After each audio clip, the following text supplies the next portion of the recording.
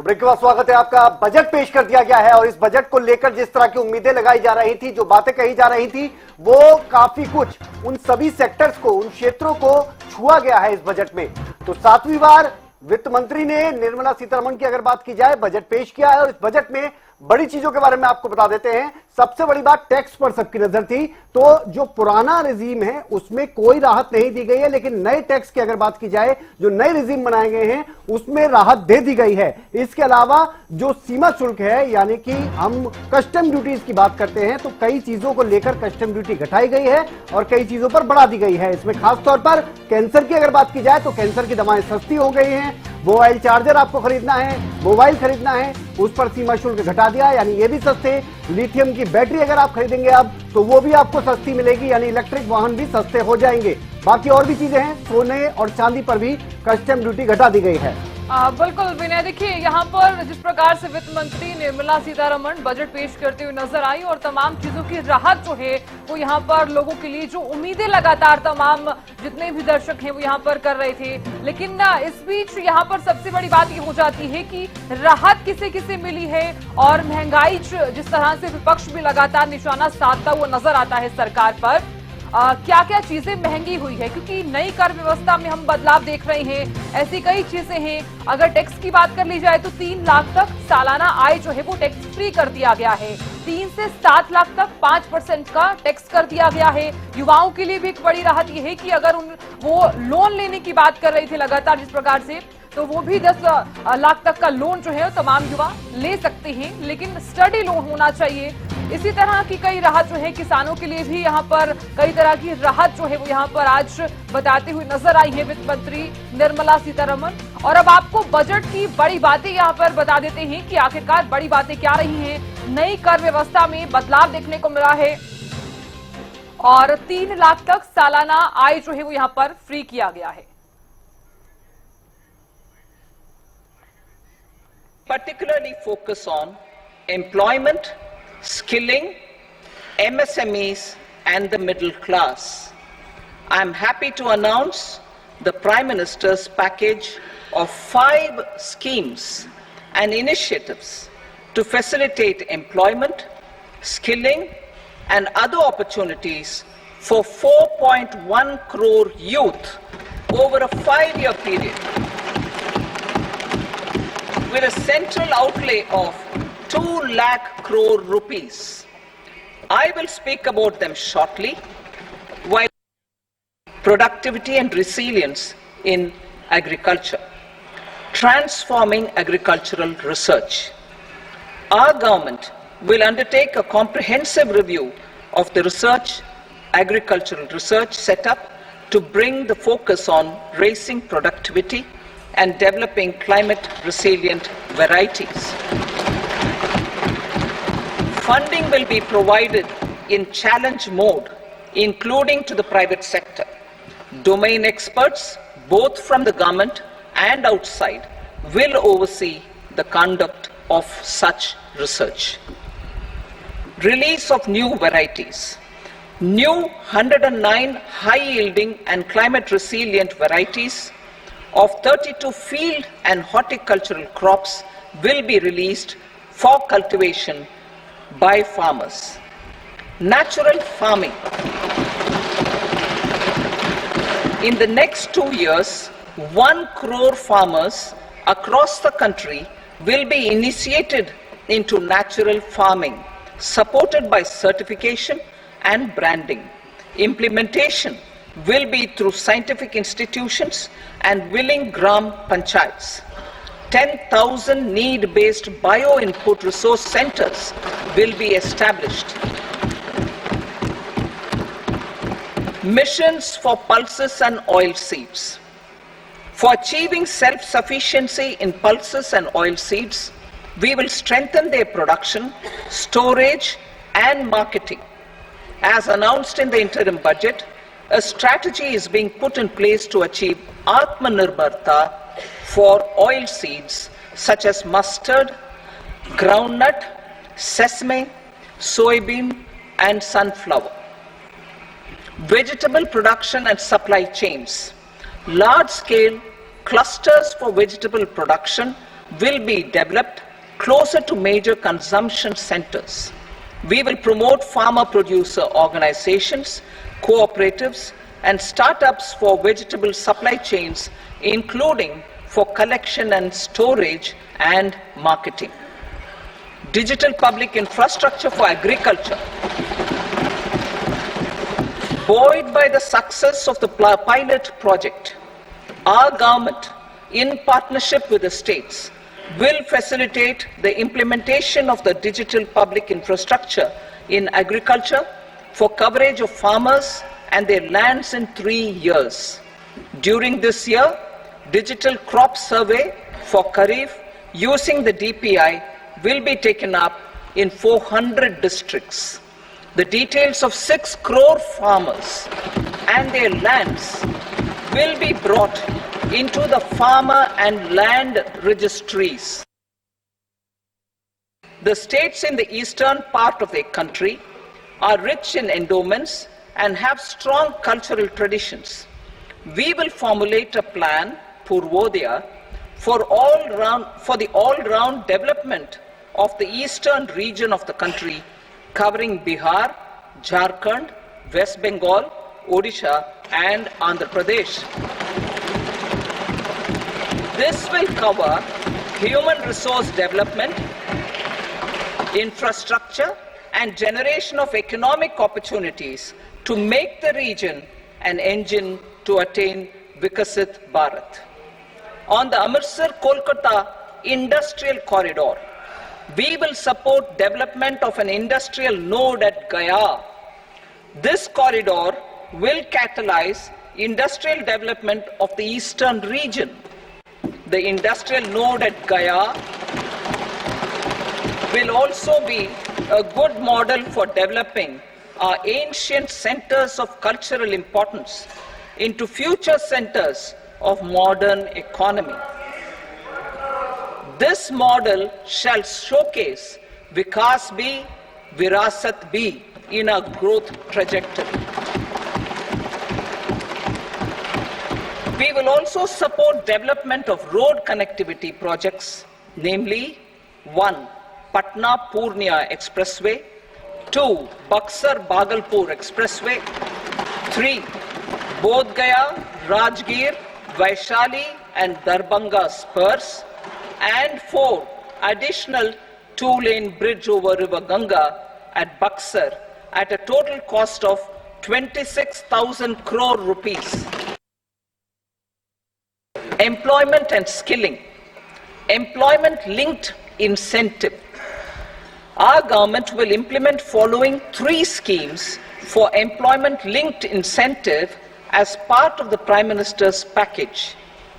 These will be based on enrollment in the EPFO and focus on recognition of first-time employees and support to employees and employers.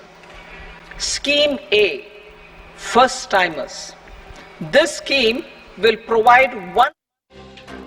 बड़ी खबर सीधा रुख कर रहे हैं budget के बाद शेयर बाजार में भारी गिरावट। तो बड़ी जानकारी आपको दे दें, शेयर बाजार में भारी गिरावट देखने को मिली है।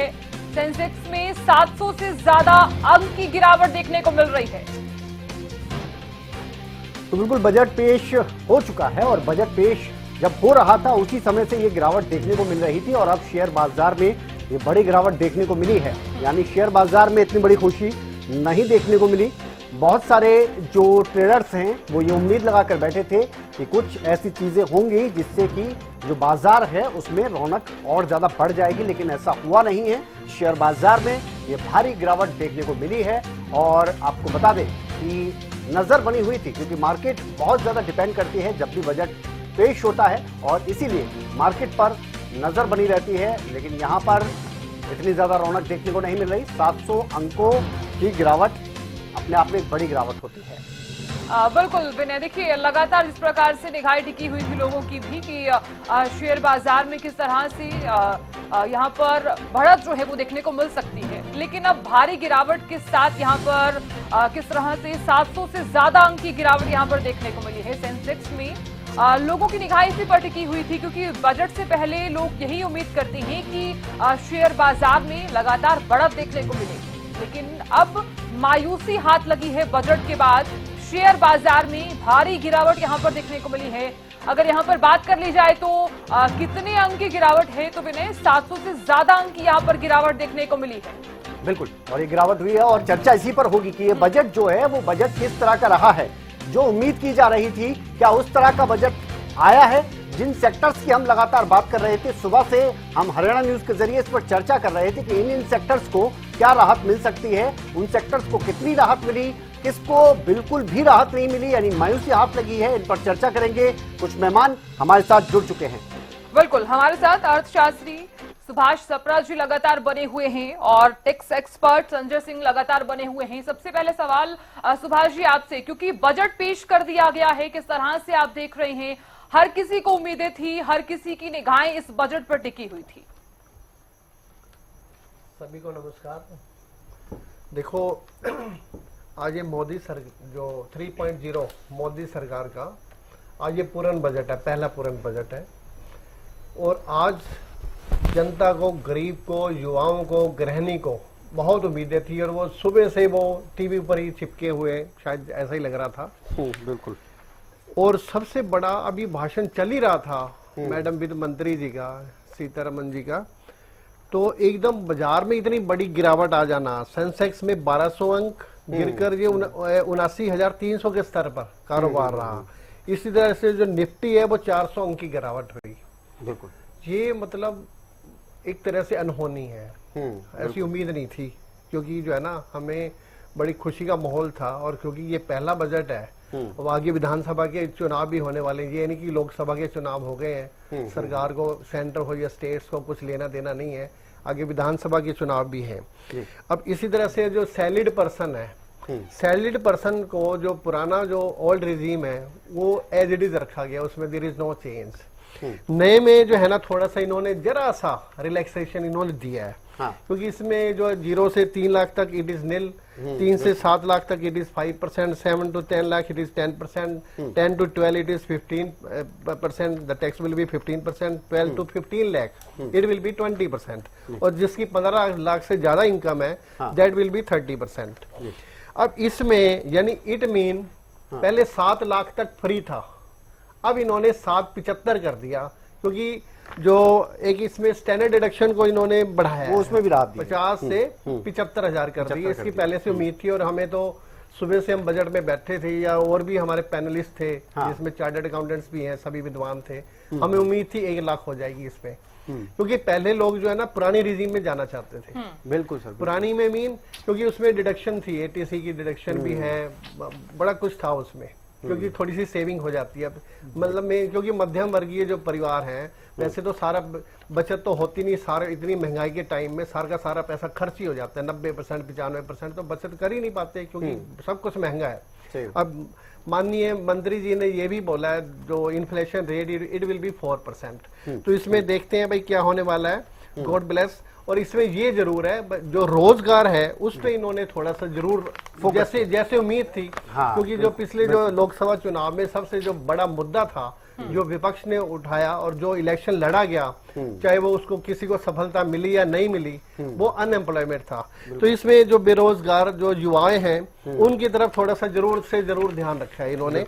इसी तरह से क्योंकि इन्होंने जो है ना, एक तो युवाओं को जो 500 बड़ी कंपनियों में इंटर्नशिप का मौका वो उन्होंने बोला मिलेगा, और इसमें 5,000 रुपए भी उनको मिलेंगे। इसी तरह से उन्होंने नई स्किलिंग योजना का भी ऐलान किया है। अब देखो वो कैसे होगा, ये तो आगे जब सारी डिटेल पता चलेगी।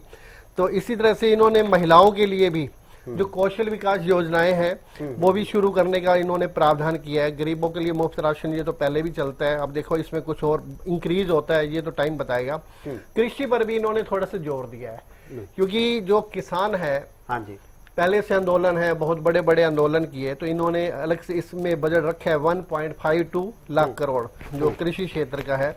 इसी तरह से पहले भी प्राइम मिनिस्टर आवास योजनाएं चलती रही हैं, इन्होंने अब शहरी इलाकों में भी 1 करोड़ नए मकान बनाने का इन्होंने प्रावधान किया है। इसी तरह से 7.5 लाख स्किल मॉडल लोन इन्होंने छात्रों को ये भी एक नई चीज है।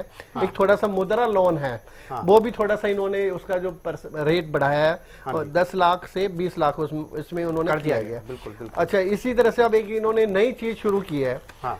एक तो इन्होंने पहली बार नौकरी पर अतिरिक्त वेतन दिया जाएगा, ये it's a new concept.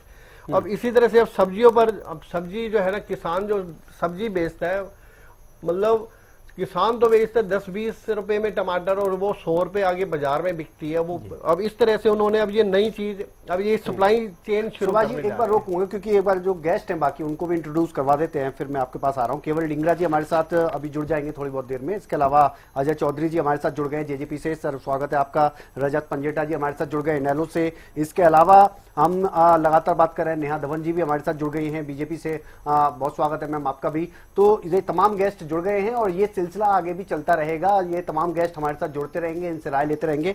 Subhash ji अब आप कंटिन्यू करें।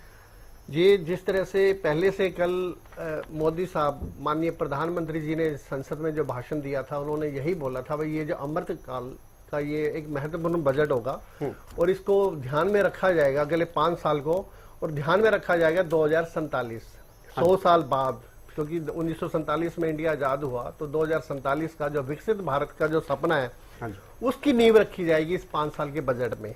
अब इसी संदर्भ में माननीय मंत्री जी ने 9 सूत्रीय जो है ना इसमें योजनाएं की तरफ ध्यान दिया है, मतलब जो है ना किस तरह से विकसित भारत जो है ना उसको रूप दिया जाए। तो ये अभी सारी डिटेल अभी हमें पता चलेगी, धीरे धीरे आती रहेगी सर। एक बार टैक्स को भी लेकर ले लेते हैं क्योंकि टैक्स एक्सपर्ट हमारे साथ बैठे हैं संजय सिंह जी। संजय सिंह जी क्या कहेंगे, क्विक रिएक्शन। ये जो टैक्स को लेकर हमने देखा पुराने रिजीम में तो चलिए ठीक है कोई राहत नहीं दी है, लेकिन नए में थोड़ी बहुत राहत दे दी है। स्टैंडर्ड डिडक्शन की अगर बात की जाए उसमें भी थोड़ी राहत मिल गई है। नमस्कार, मैं हरियाणा न्यूज का अभिनंदन करता हूं। सर ने, मेरे साथी ने बताया अभी 0 से 3 कोई नील रेट, पहले भी 0 से 3 नीली था हमारा टैक्स रिजीम। ओल्ड में कुछ हमें कोई राहत नहीं है। उसका रीजन क्या है, सरकार एक अंडर सेक्शन 10 आई फॉर्म है। अच्छा सर। जो भी ओल्ड से न्यू में जाएगा वो एक फिल करना होता है। उसका रीजन क्या होता है, अगर कोई बिजनेस क्लास पर्सन है, बिजनेस क्लास पर्सन के लिए वो 1 टाइम एक इन्वेस्टमेंट होती है। अगर हम उसको ओल्ड से न्यू नहीं लेते हैं और फाइल करते हैं तो क्या होता है, तो उसमें वो फिर उसको नेक्स्ट टाइम अपॉर्चुनिटी नहीं मिलती है। अभी तभी लास्ट बजट को देखते हुए और इस बजट में मैं अगर कंपेयर करता हूं तो इसमें खाली न्यू टैक्स रिजीम पे जोर दिया गया। उसका सीधा सीधा देखने को आ रहा है कि सरकार ओल्ड को बिल्कुल धीरे धीरे खत्म करना चाह रही है। बिल्कुल वही मैं सोच रहा अब मैं आता हूँ न्यू टैक्स रिजीम पे। न्यू टैक्स रिजीम पे 50 सबको थी कि 50 से 1 लाख का स्टैंडर्ड डिडक्शन होगा, पर ये 25,000 तक हमें आगे दिया गया है। नेक्स्ट 3 से 7 लाख रुपए। अगर मैं मोटा मोटा देखता हूं 3 से 7 लाख रुपए में 1 लाख की टैक्स सेविंग है। पहले 1 लाख पे हमारा लगता था 10% हमारा, अब हमारा 1 लाख पे लगता है 5%। तो इसमें मेरा 5% एड ऑन हुआ है जी। अभी और हाँ, एक अच्छी चीज की है गवर्नमेंट ने। पहले क्या था, अपना एनपीएस में हम जाते थे कि 10% था, वो 14% कर दिया है। अब सैलरी का हम 14% तक अच्छा ले सकते हैं, एनपीएस में ट्रांसफर कर सकते हैं हम सैलरी का। ये एक अच्छा स्टेप किया है सैलरी पर्सन के लिए।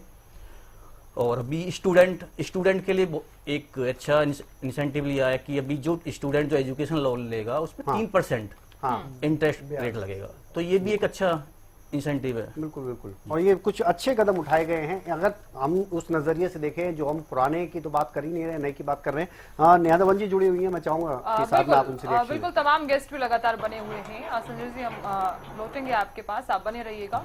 बीजेपी से नेहा धवन लगातार बनी हुई है। नेहा जी, किस तरह से आप देख रही हैं इस बजट को, क्योंकि देखिए 7वां बजट पेश किया है वित्त मंत्री निर्मला सीतारमण ने, और लगातार यहाँ पर लोग उम्मीदें गड़ाए बैठे थे कि इस बार का जो बजट होगा कुछ राहत लेकर आएगा। क्या आपको भी इसी तरह से लग रहा है कि कुछ राहत मिल पाएगी? और नेहा जी एक चीज और ऐड करूंगा, माफ करना, क्या जो विकसित भारत का जो संकल्प देख रहे हैं आप, प्रधानमंत्री नरेंद्र मोदी की तरफ से जो संकल्प लिया गया है, जो सपना देखा गया है, उसकी झलक नजर आ रही है यहाँ पर? देखिए, निश्चित तौर पर इस बजट में, जो कि मोदी सरकार का तीसरी बार की जो सरकार है, उसका पहला अंतरिम बजट जो पेश किया गया है, हमारी वित्त मंत्री निर्मला सीतारमण जी ने निरंतर जो पिछले भी बजट पेश किए, उस सभी बजट में कहीं ना कहीं बढ़ोतरी नजर आई। और इस बार जो तीसरी गवर्नमेंट का पहला और 7वां बजट जो निर्मला जी पेश कर रही हैं, इसमें भी बढ़ोतरी नजर आई है। निश्चित तौर पर इसमें बहुत सारी ऐसी सुविधाएं जो जन कल्याणकारी नीतियों में जो बजट का प्रावधान है उसको बहुत ज्यादा इंक्रीमेंट के साथ देखा जा रहा है और इंक्रीमेंट किया है। अभी आपने देखा कि हमारे साथ जो टैक्स एक्सपर्ट जुड़े हैं उन्होंने भी बहुत सी ऐसी बातों में राहत महसूस की। उन्होंने बताया कि किस तरह से युवाओं के लिए, स्टूडेंट्स के लिए, महिलाओं के लिए, आदिवासियों के लिए और टैक्स रिबेट में जो हमारा जो स्टैंडर्ड डिडक्शन है उसमें भी जो बढ़ोतरी की गई है, ये सब चीजें राहत देने के लिए ही हैं। यहाँ पर अभी मैं ये जिक्र करना चाहूंगी कि इस बजट में मुख्य रूप से 9 प्राथमिकताओं पर ध्यान दिया गया है, जिसमें से प्रमुखता से उत्पादकता पर ध्यान है, रोजगार पर है, सामाजिक न्याय पर है, शहरी विकास पर है, ऊर्जा सुरक्षा पर है, बुनियादी ढांचे पर है और सुधार के लिए है। भारत में किस तरह से विकसित भारत को, विकासशील भारत को विकसित तक पहुंचाना और इस ढांचे को जो है बढ़ाना और किस तरह से भारत को 2047 के विश्व गुरु भारत के रूप में देखना, इस पूरी रूपरेखा को मद्देनजर रखते हुए इस बार का बजट पेश किया गया है। और मुख्य रूप से जो नरेंद्र मोदी जी ने 4 वर्गों में समाज को विभाजित करने का, जो पिछली बार आपने देखा कि 4 वर्गों में हमने समाज को विभाजित किया, जिसमें हमारे हैं गरीब, किसान, युवा और महिला, और उन्हीं पर ही केंद्रित, इन 4 वर्गों पर केंद्रित जो बजट है वो हमें दिखता है। अगर मैं मोटा बात करूं तो पिछले 5 सालों में 20 लाख युवाओं का स्किल डेवलपमेंट का जो काम हुआ है उसी को आगे भी कंटिन्यू इस वित्तीय वर्ष में भी किया जाएगा, और ताकि ज्यादा से ज्यादा युवाओं के लिए रोजगार भी जनरेट हो सके। और इसमें 7.5 लाख तक की लोन की जो सरकारी गारंटी है युवाओं के लिए, और एजुकेशन लोन की भी गारंटी है। घरेलू इंस्टीट्यूशन में पढ़ाई कर रहे लगभग 10 लाख हायर एजुकेशन के लिए उनको लोन मिलेगा।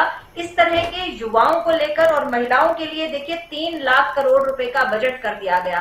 पिछला वित्तीय वर्ष था जो है उससे भी बढ़ोतरी 3 लाख करोड़ रुपए की है। किसान वर्ग के लिए लगभग 1.5 करोड़ रुपए का इस बार वित्तीय बजट पेश किया गया है। पिछली बार ये बजट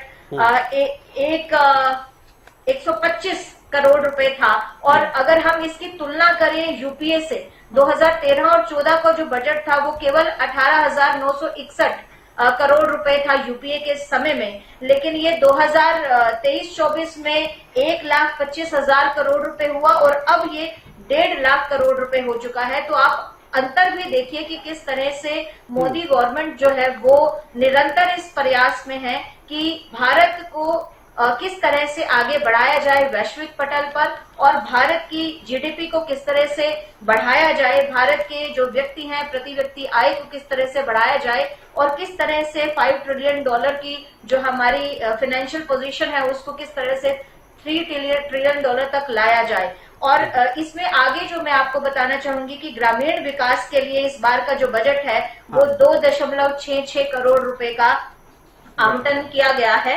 और इसमें कई ऐसी उपलब्धियां मैं कहूंगी कि जैसे बिहार और नॉर्थ ईस्ट में जो इंफ्रास्ट्रक्चर डेवलपमेंट है उसके लिए भी बजट का आवंटन किया गया है। बिहार की सड़कों के लिए 26,000 करोड़ रुपए दिए गए हैं। आदिवासी क्षेत्र के विकास के लिए भी अलग से बजट का जो है आवंटन किया गया है, जिससे कि आदिवासी बहुल्य जो क्षेत्र है उसमें लगभग 5 करोड़ जनजातीय लोगों को उसका लाभ मिलेगा। और इसके अलावा हमारे पर्यावरण की सुरक्षा के लिए भी इस बार फिर से, जिस तरह से आपने देखा कि जो रिन्यूएबल रिसोर्सेज हैं, मोदी जी की हमेशा से ये नीति रही है कि वो अपनी सरकार में इस तरह की जन कल्याणकारी नीतियां लाएं ताकि ऊर्जा के जो रिन्यूएबल रिसोर्सेज हैं उन पर काम हो सके, जिसपे उन्होंने सौर ऊर्जा को, पवन ऊर्जा को और जलीय ऊर्जा को महत्व दिया है। उसी तरह से इस बार भी बजट में पीएम सूर्य में 1.8 करोड़ लोगों का जो है वो पंजीकरण हुआ है, और इसमें भी आगे बढ़ोतरी के इस वित्तीय वर्ष में काम किया जाएगा। और ग्रामीण सड़क योजना का जो चौथा फेज है वो फेज भी इस वित्तीय वर्ष में जारी रहेगा। इंफ्रास्ट्रक्चर डेवलपमेंट में आपने देखा किस तरह से जो है आज हाईवेज का नेटवर्क बिछा मोदी सरकार में। पिछले 2 टर्म की गवर्नमेंट में आपने देखा एक बहुत बड़ा सुधार सड़क योजना में आया और इसका चौथा फेज जो है ग्रामीण योजना का जो चौथा फेज है, ताकि गांव की अंदर की जो गलियां हैं, अंदर की जो सड़कें हैं जो एक गांव को दूसरे गांव से लिंक करती हैं, दूसरे मेन हाईवेज के साथ लिंक करती हैं, उन पर भी काम जारी रह सके। ये भी इंफ्रास्ट्रक्चर डेवलपमेंट में मोदी सरकार के इस बजट में जो है रहा। युवाओं के लिए एक और बहुत अच्छी बात, क्योंकि ये शिक्षा नीति से भी, नई शिक्षा नीति भी आपको पता है कि निरंतर वो संस्थानों में लागू की जा रही है और उसमें भी इसमें एक नया ऐड किया है पॉइंट, जिसमें 1 करोड़ युवाओं को इंटर्नशिप देने का प्रावधान जो है दिया गया है, ताकि लोगों को युवाओं में स्किल डेवलपमेंट किया जा सके और उन्हें ऐसे रोजगार के अवसर ताकि मिल सके। उनकी स्किल्स अच्छी होंगी तो उनको रोजगार के अवसर भी मिलेंगे। और बहुत सी ऐसे अलग से प्रावधान, जैसे नालंदा में टूरिस्ट सेंटर का जो है निर्माण किया जाएगा। कॉरिडोर्स का निर्माण अभी हमने बताया, वित्त मंत्री जी ने बताया कि किस तरह से कॉरिडोर का निर्माण किया जाएगा, ताकि बिहार में नालंदा के आसपास जो वैशाली के आसपास के क्षेत्र हैं उनमें और डेवलपमेंट की जा सके। नेचुरल फार्मिंग पर भी जो है वो जोर दिया गया है। अगले 2 सालों में नेचुरल फार्मिंग में 2 करोड़ किसानों को सपोर्ट दिया जाएगा, क्योंकि नेचुरल फार्मिंग जो नरेंद्र मोदी जी का एक सपना है कि ऑर्गेनिक खेती की तरफ हम जाएं, और जिस तरह से मिलेट को उन्होंने एक वैश्विक स्तर पर पहचान दी और उन्होंने पूरे विश्व में इस मिलेट को, हमारे जो मिलेट है, मोटा अनाज है, उसको जो है प्रसारित किया। उसी तरह से नेचुरल फार्मिंग में भी इस बार इस वित्तीय बजट में जो है उनके लिए भी प्रावधान रखा गया है कि किसानों को नेचुरल ऑर्गेनिक फार्मिंग में जो है मोटिवेट किया जा सके, जिसके लिए किसी नया जी सेक्टर वाइज बात करना शुरू करेंगे। हर क्षेत्र पर पर्सनली अलग अलग बात करेंगे, उन पर ब्रीफ भी करवाएंगे और आपसे भी उस पर राय लेंगे।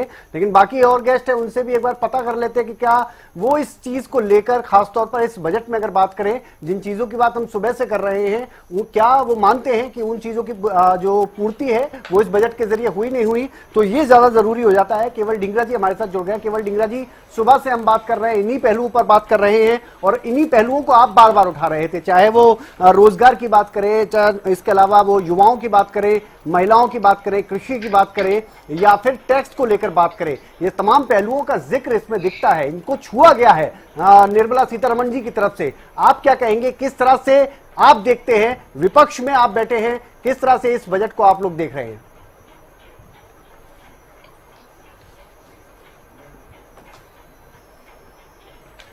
रिजीम में वो सेम ऑलमोस्ट टैक्स रिजीम तो सेम है, पुराना जो रिजीम थी वो तो सेम ही है, और जो नई रिजीम है उसमें भी कोई खास वो नहीं है। ऊंट के मुंह में जीरा जैसा 6 से 7 लाख रुपया कर दिया, बस इससे ज्यादा फर्क कोई है नहीं, सेम है वो। तो इससे आपको देखा होगा कि टोटल जो सेंसेक्स है वो 1200 पॉइंट गिर गया। इसीलिए गिरा क्योंकि जो लोग मीडियम वर्ग के हैं, जो लोअर मीडियम के हैं और जो गरीब वर्ग है वो परेशान है। उनके ना तो गरीब वर्ग का टैक्स बढ़ रहा है क्योंकि उसकी अमाउंट ही नहीं बढ़ रही, तो टैक्स क्या देगा वो।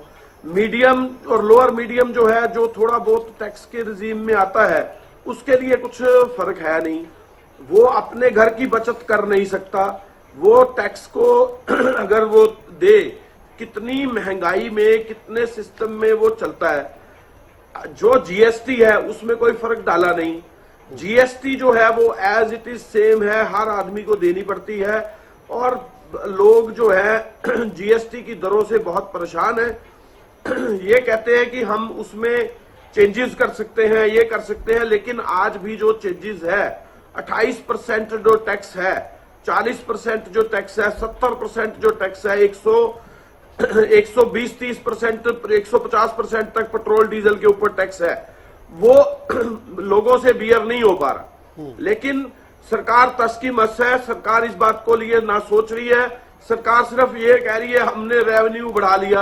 अरे रेवेन्यू तो बढ़ा लिया, लेकिन लोगों को ही तो खून चूस के बढ़ाया रेवेन्यू। वही रेवेन्यू इंक्रीज करने की बात सिर्फ लगे हुए हैं, असल में लोगों को रियायत देने के लिए कोई काम नहीं कर रहे। दूसरी बात यह है कि जिस तरह से किसान की हम बात कर रहे थे, किसान के ऊपर हर चीज के ऊपर टैक्स लगा दिया, हर चीज के ऊपर जो है वो महंगी कर दी। जैसे खाद महंगी हो गई, उनकी जो अब बीज है वो महंगा हो गया, उसके ऊपर टैक्स अलग से लग गया, उसकी जो खाद के वेट है कट्टे का वो कम कर दिया। इस तरीके से किसान को एक तरह से लूटा जा रहा है और दूसरी तरफ से किसानों का ये ठीक कर दिया। फिर ऑर्गेनिक खेती की बात करते हैं। अगर ऑर्गेनिक खेती की आप बात करते हो, वो किसान उगाएगा कैसे? वो तो जो पहले किसान खेती कर रहा है वो उसकी घाटे में है। आप उसकी ऑर्गेनिक खेती में लेके जाओगे तो वो उसकी और फसल कम होगी, और फसल कम होगी और कम रेट पे बिकेगी, तो वो तो किसान तो मरेगा। ये मिलेट चीखी जा रहे हैं। मिलेट से क्या होना? कुछ भी नहीं होना। जो असल में किसान है उसका दर्द नहीं जान रहे, उसकी तकलीफ नहीं जान रहे। आप 2 करोड़ रोजगार हर साल नौकरी देने की बात इन्होंने की थी, आज 11वां साल चल रहा है, 10 साल कंप्लीट हो गए, नया रिजीम आ गया। अभी 22 करोड़ नौकरी की तरफ जाना चाहिए था, कहां मिली? पहले अभी तक 1 करोड़ नहीं मिली तो 22 करोड़ तो कहां रहेगी? अगर 1 करोड़ भी नौकरी देते तो सोचते कि हाँ भाई एक नंबर, कुछ परसेंटेज तो बनी होगी। जब 22 करोड़ नौकरी अब तक मिलनी चाहिए थी, जो 1 करोड़ भी नहीं मिली, तो ये सोचना चाहिए सरकार को कि क्या बजट की बात कर रहे हो और क्या कहानियां डाल रहे हो। बिजनेसमैन को देखो, 60% फैक्ट्रियां देश के अंदर बंद हो चुकी हैं, और जो बिजनेसमैन है, जो अदर बिजनेसमैन है, दुकानों वाले दूसरे, उनको इस तरह से जीएसटी में उलझा कर बिठा रखा है कि उनके हालात खराब कर रखे हैं। इस बजट में क्या बोला? कुछ भी नहीं। हम रियायत देंगे। What do you mean by रियायत देंगे भाई? उनकी आप क्लैरिटी करिए कि उसको किस तरीके से आप रियायत देंगे, अमाउंट कैसे कम करेंगे। वो तो किया नहीं कोई बात। हम करेंगे का क्या मतलब होता है? वो तो कब करेंगे, कब नहीं होगा, कब वो रहेगा। दूसरी बात एक और है, जिस तरह से देश के अंदर जो हमारी फौजें हैं वो उनको अग्निपथ स्कीम के अंदर धकेल दिया। आज जो है, जो बच्चे फौज में जाकर के अपनी एक फैमिली को बनाना चाहते हैं, अपनी फैमिली के अंदर अपना सिस्टम को बनाना चाहते हैं, उसको अग्निपथ स्कीम में ले जाकर आज वही बच्चे जो है आत्महत्या कर रहे हैं। आप ये देखिए वो आंकड़ा क्यों बढ़ रहा है। और दूसरी तरफ ये देखिए कि अगर उसको 4 साल की स्कीम के अंदर लेके जाते हैं, अग्निपथ जो की लेके जा रहे हैं, उसके बाद उसका भविष्य जो है वो तो खराब कर दिया, और ना उसकी शादी हो बच्चे की, ना वो आगे सेट हो पाए, ना सिस्टम पे चल पड़े। इसका मतलब ये है कि ये सरकार रोजगार नहीं देना चाहती। इसी तरह से इंडस्ट्री बंद की है तो रोजगार नहीं देना चाहती। इसी तरह से जो 2 करोड़ रोजगार हर साल की बात की थी, वो 22 करोड़ रोजगार नहीं मैं आपको दिए। माफी के साथ यहाँ पर रोकना चाह रही हूँ, क्योंकि आम आदमी पार्टी के प्रवक्ता भी जुड़ गए हैं, निशांत आनंद जी जुड़ गए हैं। निशांत जी, बहुत बहुत स्वागत है हरियाणा न्यूज पर। ठीक है केवल जी, आप अपनी बात कंप्लीट। केवल जी, नए मेहमान भी जुड़ रहे हैं, उनको भी इंट्रोड्यूस करा रहे हैं, और बहुत मैं चाहूंगा बड़ा कि ओपनिंग स्टेटमेंट थोड़ा शॉर्ट एक महंगाई की बात है, बहुत सारे।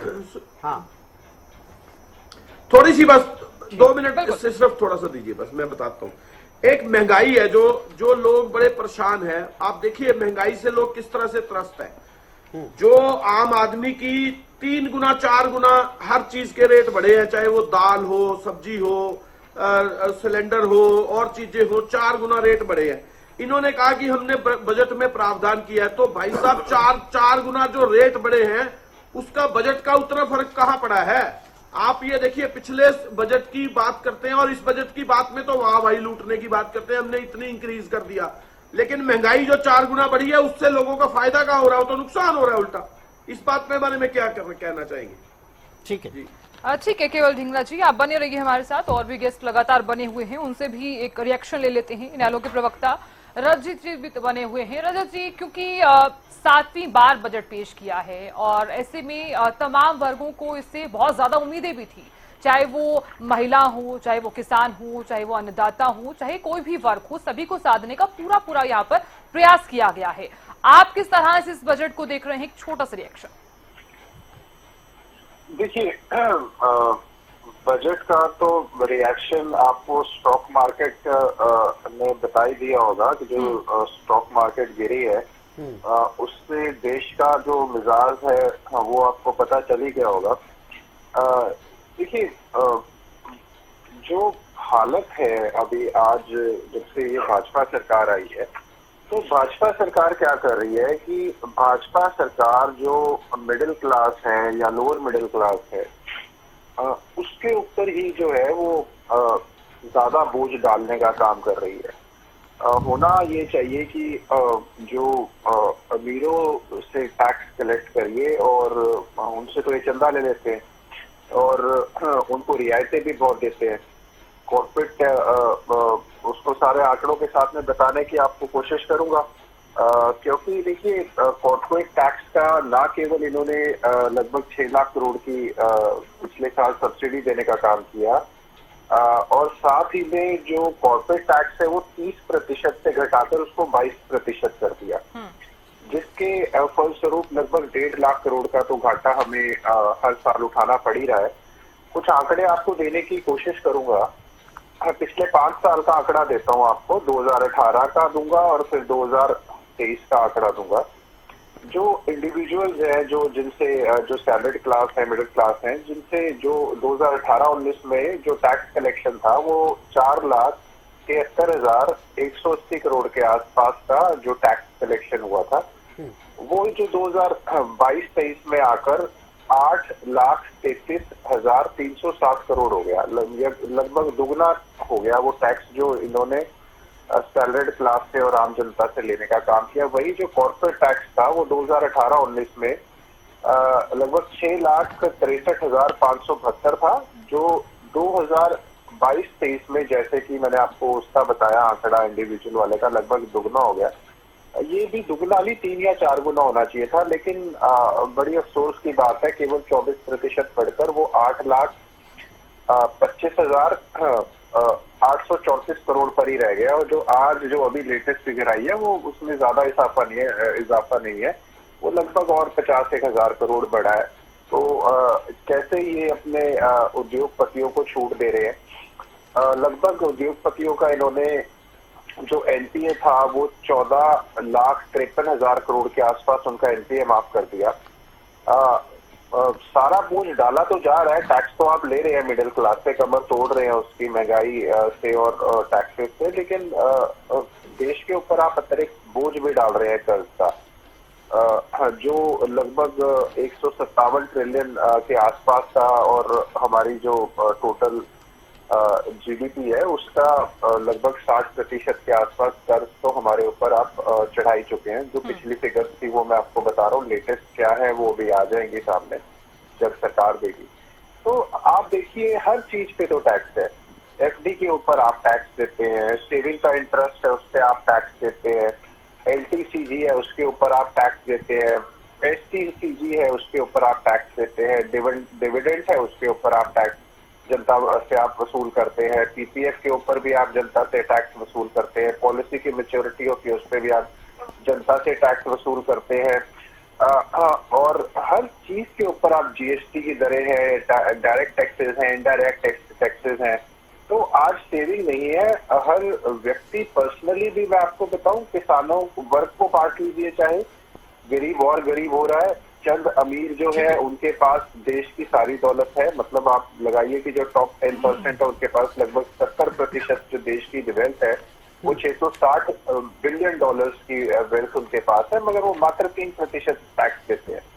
और जो हमारे 670 मिलियन जो एक प्रेजेंट जो सबसे पुअर पॉपुलेशन है उससे आप लगभग 64% टैक्स वसूल करते हैं, जो पिछले साल 2022 की फिगर आपको बताता हूँ 14,83,00,000 करोड़ के आसपास की है, 14.83 करोड़ के आसपास की। तो मिडिल क्लास से आप लगभग 33% का टैक्स वसूल करते हैं, मतलब ज्यादा ही है इससे फिगर, क्योंकि अमाउंट के हिसाब से अगर देखें तो मिडिल क्लास पे जो लोअर मिडिल क्लास पे उस पर आप बहुत ज्यादा बोझ डालते हैं। रियायतों की उम्मीद थी मगर वो नहीं मिला इनको। कोई किसान है अगर उसकी तो आप अगर उसके ऊपर कर्ज है तो उसकी कुर्की कर देते हैं, आत्महत्या करता है। तो अगर खुशहाली कितनी है तो लगभग 468 लोग रोज आत्महत्या कर रहे हैं, एनसीआरबी का डेटा कहता है। 51 स्टूडेंट आत्महत्या क्यों कर रहे हैं, एनसीआरबी का डेटा कहता है। 31 किसान क्यों सुसाइड कर रहे हैं, एनसीआरबी का डेटा कहता है। तो ना तो गरीब वर्ग के लिए कुछ कराया जा रहा है, ना किसान। बोलने में अच्छा है, चुनावी भाषण अच्छा है, किसान के लिए कुछ नहीं करा जा रहा। किसानों के लिए उम्मीद थी कि किसान को कर्ज मुक्त करेंगे, एमएसपी पे कानून बनेगा, कुछ नहीं हुआ ऐसा। युवाओं का मैं आपको बता दिया है, जब तक रोजगार का आप अवसर और पैदा नहीं करेंगे, क्योंकि जॉब क्रिएशन बहुत इंपॉर्टेंट इशू है। उसके बाद आपकी इन्फ्लेशन बहुत इंपॉर्टेंट इशू है। इन्फ्लेशन पे मैं इसलिए बात कर रहा हूँ क्योंकि जो आपकी फूड इन्फ्लेशन है वो आपकी 6.6% से बढ़कर 7.5% हो चुकी है। जो आपकी थोक महंगाई दर है वो उसमें भी 2.61% का इजाफा हुआ है। तो ये सारी की सारी चीजें जो फैक्टर्स हैं, इनको अगर आप टोटली उनको आपस में जोड़े तो ये स्टॉक अलग अलग मार्केट क्षेत्र के हिसाब से भी बात करेंगे। पंडिता जी मैं आऊंगा आपके पास, अलग अलग क्षेत्र के हिसाब से भी बात करेंगे। एक ओपनिंग कमेंट ले रहे हैं फिलहाल के लिए तो, और फिर एक एक सेक्टर पकड़ेंगे और उन पर बातचीत करेंगे, बड़ी तफसील से बात करेंगे और तफसीली के साथ उन पर चर्चा भी होगी। अजय चौधरी जी भी हमारे साथ जुड़े हुए हैं जेजेपी से। अजय जी किस तरह से देखा जाए, और ये तो चलिए पहला मौका है, पूर्ण बजट पर खुलकर बोल सकते हैं आप इस बार, कितना बेहतर है, क्या कमियां रही, क्या कुछ सुधर सकता था, क्या नहीं सुधर पाया, क्या बेहतर होगा इस बजट से? विनय जी, सबसे पहले तो आपको नमस्कार जी। और देश के जो अर्थव्यवस्था के जानकार, वाकिफकार, टैक्स के वाकिफकार लोग आपके सामने बैठे हैं, इनको भी मेरा नमस्कार, और हरियाणा वासियों को भी मेरा नमस्कार। मैं, मेरे से पहले जो वक्ताओं ने अपनी बात रखी, प्रवक्ताओं ने अपनी बात रखी, सारे के सारे जो आज बजट पेश किया गया और आंकड़ों के जाल में हिंदुस्तान को फंसाने की कोशिश की गई। मैं आपके चैनल पर सीधी सादी बात रखना चाहता हूं, आंकड़ों में मैं नहीं जाना चाहता। और मैं एक शेर कोट करके अपनी बात रखना चाहूंगा कि उम्मीद वफा क्या करें, उम्मीद वफा क्या करें, खुद धूप में बैठे हैं पेड़ लगाने वाले। निर्मला सीतारमण जी से यही उम्मीद की जा सकती थी, इससे बेहतर उम्मीद नहीं की जा सकती।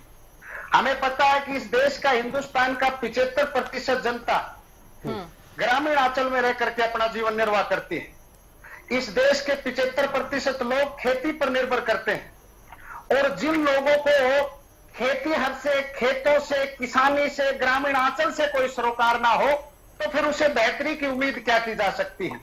किसान क्लास के लिए, मिडिल क्लास के लिए, सैलरीड क्लास के लिए किसी प्रकार की कोई रियायत नहीं दी गई। और मैं आपको खुले तौर पर कहूं कि जिस भी पार्टी के प्रवक्ता से आप पूछेंगे वो उसी तरीके से अपनी बात रखेगा। पिछले कई सालों से हमने देखा है कि कोई भी बजट रहा हो, विपक्ष उसको खराब बताएगा, पक्ष उसको अच्छा, सत्ता पक्ष उसको अच्छा बनाएगा, प्रवक्ता अपने लिहाज से अपनी अपनी बातें करेंगे। लेकिन मैं एक बात आपको क्लियर करना चाहता हूं कि अपने यहाँ 2 एक्सपर्ट बैठे हैं, संजय सिंह जी और सुभाष जी, दोनों एक्सपर्ट बैठे हैं, और both are the independent person, they have no concern with any party. वो हिंदुस्तान के लोगों की आवाज बनकर के आज आपके सामने बैठे हैं। और जैसे ही आपने उनसे ओपनिंग कमेंट लिया, सुभाष जी का ओपनिंग कमेंट ये था कि अनहोनी है, ऐसी अनहोनी की उम्मीद नहीं थी। संजय सिंह से जब आपने ओपनिंग कमेंट लिया तो संजय सिंह के कमेंट थी कि कोई राहत नहीं।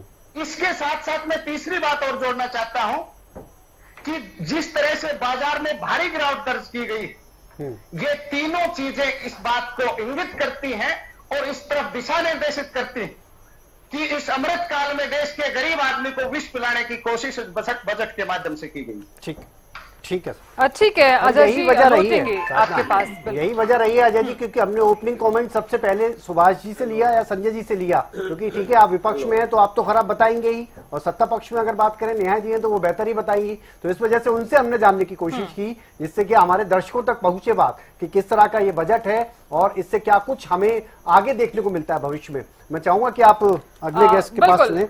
बिल्कुल अजय जी, इसीलिए हमने उनसे पूछा ताकि चाहे तो आपको जो चीजें आप देख रहे हैं, किस नजरिए से आप देख रहे हैं, चाहे वो केवल ढींगड़ा जी हो, चाहे वो नेहा जी हो, अपनी अपनी प्रतिक्रियाएं हर किसी गेस्ट ने जरूर रखी हैं। और इसलिए सबसे पहला जो सवाल है वो इन्हीं से किया गया, संजय जी और सुभाष जी से, ताकि सबसे पहली प्रतिक्रिया उन्हीं से ली जाए, ताकि लोगों को भी पता चले कि इस बजट में किसे राहत जो है वो मिली है।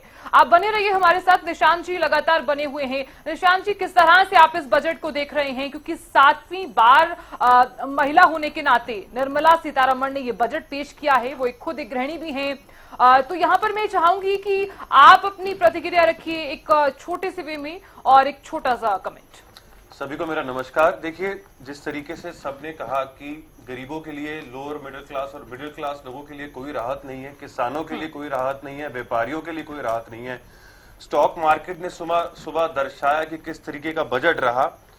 20 लाख युवाओं को रोजगार दिया जाएगा। मैं पूछना चाहता हूं कि लास्ट 5 साल में जो इन्होंने वादे करे उसके 5% युवाओं को इन्होंने नौकरी नहीं दी। इनके पास कोई नंबर नहीं है।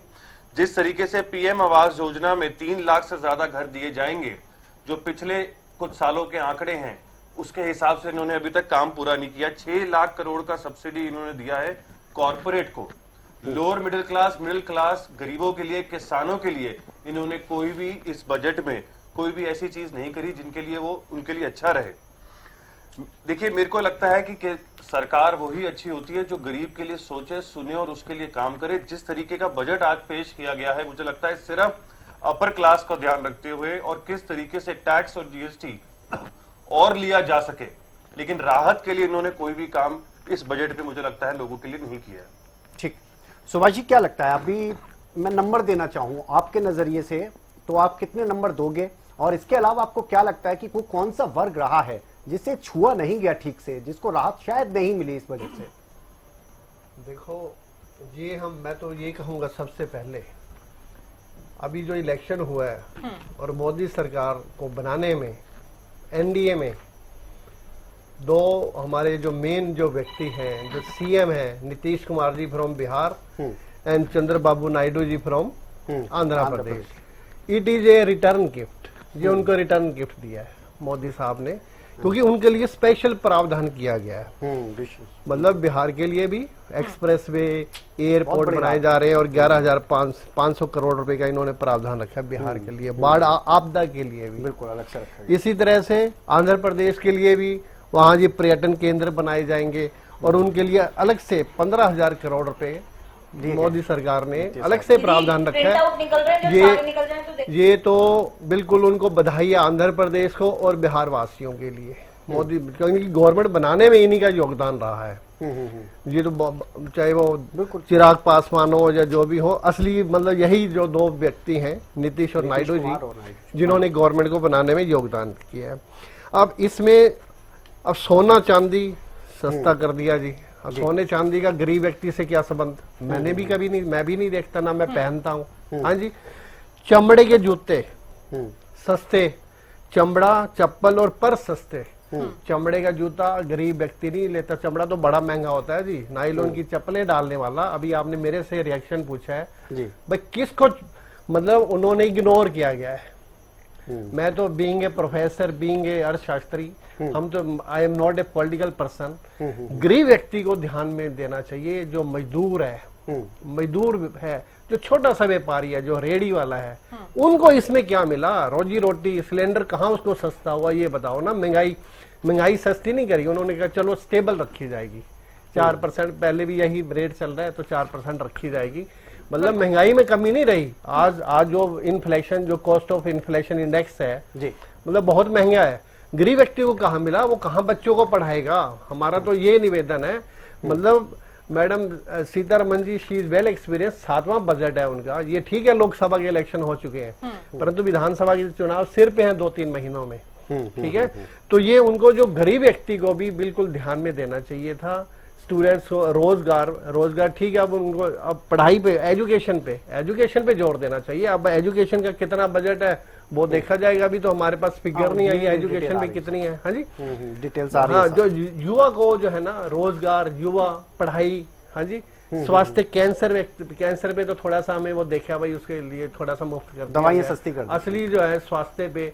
अब अभी कोरोना से अभी हम दूर थोड़ा गए हैं, अभी 1-2 साल ही तो हुए हैं, कोई अभी उसके प्रभाव निकल रहे हैं। हाँ जी, उस पे भी मतलब हर व्यक्ति पे ध्यान देना चाहिए था। रोजगार, युवा, और सबसे बड़ी बात है, जो इस देश की जो सबसे रीढ़ की हड्डी है, मजदूर, जो मकान बनाता है, जिसको रोजी रोटी, जो मिनिमम वेज एक्ट है वो दिए, मतलब कम से कम उसको मिनिमम वेजेस तो दी जाए, उसमें थोड़ा सा इंक्रीज हो, ये होना चाहिए था। बिल्कुल सुभाष जी, आप बने रहिए हमारे साथ। और देखिए, तमाम गेस्ट भी लगातार बने हुए हैं। सबसे पहला रिएक्शन जो है वो यहाँ पर कृषि के लिए लेना चाहूंगी, क्योंकि देखिए कृषि सबसे ज्यादा इंपॉर्टेंट क्षेत्र भी माना जाता है, चाहे किसानों के लिए लगा लीजिए, चाहे एक मध्यम वर्ग के लिए लगा लीजिए, चाहे एक गरीब व्यक्ति के लिए लगा लीजिए। अगर जमीनी स्तर पर अगर हम यहाँ पर बात करें तो हर व्यक्ति यहाँ पर जमीनी स्तर से जुड़ा हुआ है। बीजेपी के प्रवक्ता यहाँ पर लगातार नेहा धवन जी बनी हुई हैं। नेहा जी, अगर आपको आवाज आ रही है तो नेहा जी आप हमें सुन पा रही हैं? जी, आपको मेरी आवाज मिल रही है? बिल्कुल नेहा जी, अगर कृषि के सेक्टर की मैं बात करूं तो किसानों के लिए यहाँ पर राहत प्रदान की गई है, क्योंकि जिस तरह से आप भी सुन रही होंगी वित्त मंत्री को 6 करोड़ किसानों के लिए रजिस्ट्री पर जोर दिया गया है। और किसानों के लिए यहाँ पर ये भी जिस तरह से हम शुरू से सुनते आ रहे थे कि प्रधानमंत्री नरेंद्र मोदी का जो एक विजन था कि विकसित भारत पर जोर दिया जाएगा, क्या लग रहा है किसानों के लिए ये जो बजट है वो कुछ राहत लेकर आएगा? बिल्कुल निश्चित तौर पर देखिए, कोई भी सरकार जब कोई भी बजट लेकर आती है तो वो ये जरूर अपने ध्यान में रखती है बात की जनता को इसका लाभ कितना मिलेगा, और हर बजट को देश के विकास के लिए और देश में उन्नति लाने के लिए, देश के लोगों को फायदा पहुंचाने के लिए ही वो बजट पेश किया जाता है। और हर बार नरेंद्र मोदी जी की गवर्नमेंट के समय में जितनी बार भी बजट पेश किया गया है उसमें प्राथमिकता यही रही कि देश की जनता को इसका लाभ सीधा सीधा पहुंचाया जा सके। और कृषि के उत्पादकता में अनुकूलता लाने के लिए इस बार जो बजट के अंदर प्रावधान किए गया है, मैं उसके हाइलाइट्स आपको कुछ बता देती हूँ। जैसे हमारी सरकार में उत्पादकता बढ़ाने के लिए और जलवायु के अनुकूल जो किस्में हैं उसके विकास पर जोर देने का इस बार प्रावधान जो है वो किया गया है कि कृषि अनुसंधान व्यवस्था की व्यापक समीक्षा इस बजट में इस वित्तीय वर्ष में की जाएगी। किसानों की खेती बाड़ी के लिए 32 कृषि और बागवानी फसलों में नई 109 उच्च जो किस्में हैं उसकी पैदावार के लिए काम किया जाएगा, और इस पर जारी रहेगा, काम ऑलरेडी चल रहा है, इस पर जारी रहेगा इस वित्तीय वर्ष में भी। अगले 2 वर्षों में पूरे देश भर के लगभग 1 करोड़ किसानों को प्राकृतिक कृषि यानी कि नेचुरल फार्मिंग के लिए, जैसा मैंने पहले भी बताया कि उसमें जो है उनको ट्रेनिंग दी जाएगी, उनको सहायता प्रदान की जाएगी, वित्तीय सहायता भी प्रदान की जाएगी। 10,000 से जो आवश्यकता आधारित जैव आदान संसाधन केंद्र है, बायो इनपुट रिसोर्सेज सेंटर है, वो स्थापित किए जाएंगे 10,000 से ज्यादा। और सरसों, मूंगफली, तिल, सोयाबीन और सूरजमुखी जैसी तिलहनों के लिए जो आत्मनिर्भरता भारत देश के किसानों को चाहे वित्तीय सहायता देकर, ट्रेनिंग देकर, जो भी उसकी कार्य प्रणाली रहेगी उस पर काम इस वित्तीय वर्ष में जारी रहेगा। और सब्जी उत्पादन क्लस्टर जो है वो भारत देश में विकसित किए जाएंगे। और किसानों के लिए और उनकी जमीन को हमने शामिल करने का एक इसमें प्रावधान किया है कि कृषि के अंदर डिजिटल सार्वजनिक अवसंरचना यानी कि डीपीआई को लागू करने का काम किया जाएगा। लगभग 400 जिलों में खरीफ का डिजिटल फसल सर्वेक्षण किया जाएगा और 6 करोड़ किसानों को उनकी जमीनों के ब्यौरे के साथ जमीन की रजिस्ट्री में दर्ज कराया जाएगा। इसके अलावा जो हमारे इस वित्तीय बजट में किसानों के लिए प्रावधान किया गया है उसमें है झींगा ब्रूड स्टॉक के लिए न्यूक्लियस ब्रीडिंग केंद्रों का नेटवर्क जो है वो स्थापित किया जाएगा और इसके लिए वित्तीय सहायता भी प्रावधान किया जाएगी। झींगा की खेती के लिए भी और इसके निर्यात के लिए भी जो सरकार की तरफ से प्रावधान किए जाएंगे सुविधाओं के, वो इस वित्तीय वर्ष में जारी रहेगा। हमारी सरकार जो है वो सहकारिता क्षेत्र में प्रणालीगत, व्यवस्थित और चहुमुखी विकास के लिए राष्ट्रीय सहकारी नीति लाएगी, जिससे ग्रामीण अर्थव्यवस्था में विकास में जो है तेजी आएगी। और इस साल जो है 1.52 लाख करोड़ रुपए का प्रावधान कृषि बजट में किया गया है। ये सभी व्यवस्थाएं जो है वो कृषि किसानों के लिए की गई हैं। केवल जी भी लगातार बने हुए हैं, केवल जी से भी रिएक्शन ले लेते हैं। केवल जी, क्योंकि जिस तरह से आप भी कह रहे हैं कि महंगाई जो है जिसमें कुछ भी राहत देखने को नहीं मिल रही है, विपक्ष जो है अक्सर महंगाई को लेकर निशाना जो है वो सरकार पर साधता हुआ नजर आता है। हम कृषि सेक्टर की बात कर रहे हैं क्योंकि कृषि के लिए जिस प्रकार से किसानों के लिए भी 5 राज्यों में किसान क्रेडिट कार्ड जो है वो लॉन्च किए जाएंगे। आज जिस तरह से आप वित्त मंत्री को लगातार सुन भी रहे थे, आपको भी इसी तरह से क्या लग रहा है कि किसानों के लिए कोई राहत नहीं दी गई है? देखिए किसानों की मांग क्या है? किसानों की मांग है कि उनको एमएसपी की गारंटी का कानून पूरे देश में बनाया जाए। क्या दे रहे हैं? नहीं दे रहे। उसके ऊपर बात कर रहे हैं? नहीं कर रहे। स्वामीनाथन की रिपोर्ट लागू कर दी जाए। क्या दे रहे हैं? नहीं दे रहे। क्या उस पर बात कर रहे हैं? नहीं कर रहे। खाद, बीज, ट्रैक्टर पार्ट्स, उसके ऊपर टैक्स को खत्म किया जाए। क्या दे रहे हैं? नहीं दे रहे। क्या उसके ऊपर कम कर रहे हैं? नहीं कर रहे। जो किसान की मांग है वो तो सुन नहीं रहे, अपनी बातें लाद रहे हैं। अपनी बातें लादने से क्या होगा भाई? जो किसान की डिमांड है, जो किसान की मांग है, वो क्यों नहीं पूरा करना चाहते आप? किसान सड़कों पर बैठे हैं, उसके ऊपर 3 काले कानून लाते हैं जमीनें हड़पने का।